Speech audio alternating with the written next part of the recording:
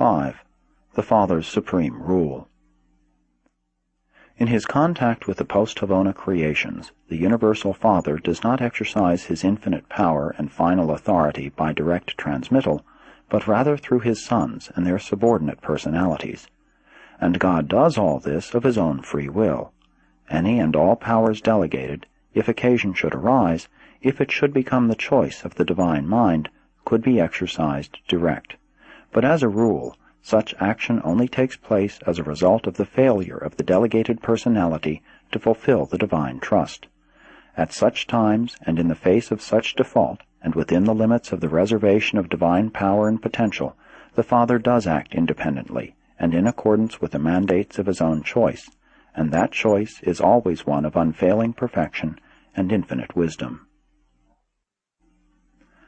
The Father rules through his sons. On down through the universe organization there is an unbroken chain of rulers, ending with the planetary princes, who direct the destinies of the evolutionary spheres of the Father's vast domains. It is no mere poetic expression that exclaims, "The earth is the Lord's, and the fullness thereof. He removes kings and sets up kings. The Most High's rule in the kingdoms of men."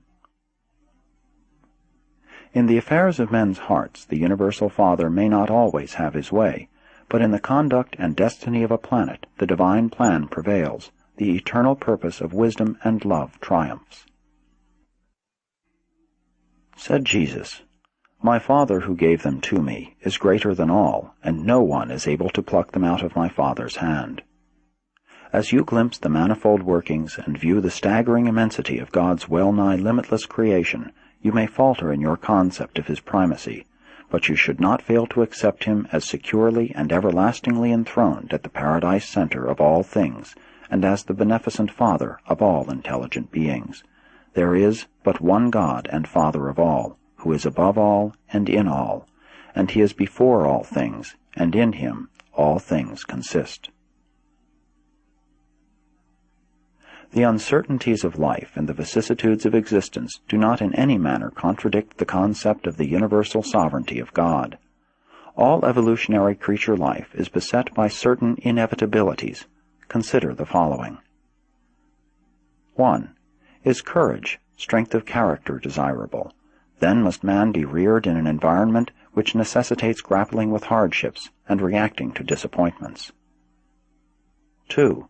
Is altruism, service of one's fellows, desirable? Then must life experience provide for encountering situations of social inequality. 3. Is hope, the grandeur of trust, desirable? Then human existence must constantly be confronted with insecurities and recurrent uncertainties. 4. Is faith, the supreme assertion of human thought, desirable? Then must the mind of man find itself in that troublesome predicament where it ever knows less than it can believe. 5. Is the love of truth and the willingness to go wherever it leads desirable? Then must man grow up in a world where error is present and falsehood always possible. 6. Is idealism, the approaching concept of the divine, desirable? Then must man struggle in an environment of relative goodness and beauty, surrounding stimulative of the irrepressible reach for better things. 7. Is loyalty, devotion to highest duty, desirable? Then must man carry on amid the possibilities of betrayal and desertion. The valor of devotion to duty consists in the implied danger of default. 8. Is unselfishness, the spirit of self-forgetfulness, desirable? Then must mortal man live face to face with the incessant clamoring of an inescapable self for recognition and honor. Man could not dynamically choose the divine life if there were no self-life to forsake. Man could never lay saving hold on righteousness if there were no potential evil to exalt and differentiate the good by contrast. 9.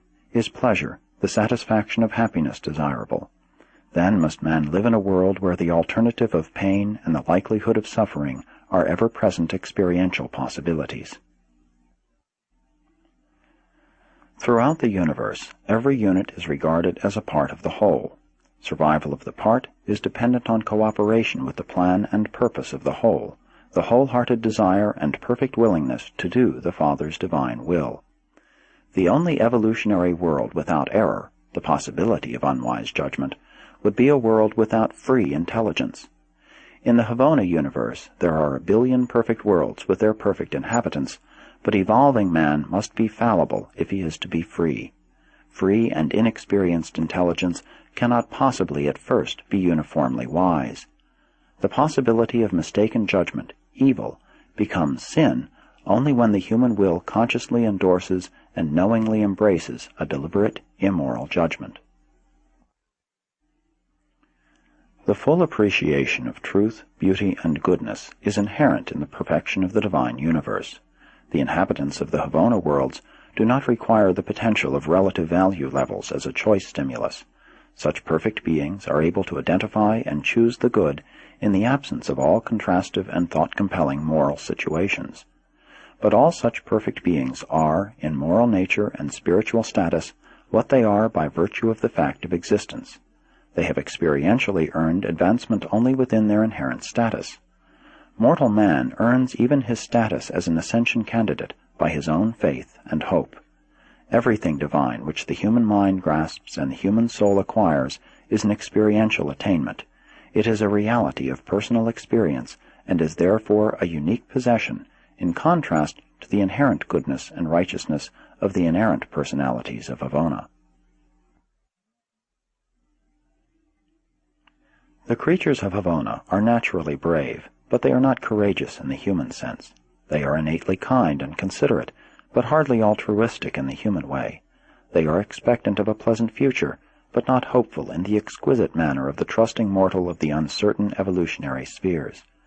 They have faith in the stability of the universe, but they are utter strangers to that saving faith whereby mortal man climbs from the status of an animal up to the portals of paradise. They love the truth, but they know nothing of its soul-saving qualities. They are idealists, but they were born that way. They are wholly ignorant of the ecstasy of becoming such by exhilarating choice. They are loyal, but they have never experienced the thrill of wholehearted and intelligent devotion to duty in the face of temptation to default. They are unselfish, but they never gain such levels of experience by the magnificent conquest of a belligerent self. They enjoy pleasure, but they do not comprehend the sweetness of the pleasure escape from the pain potential.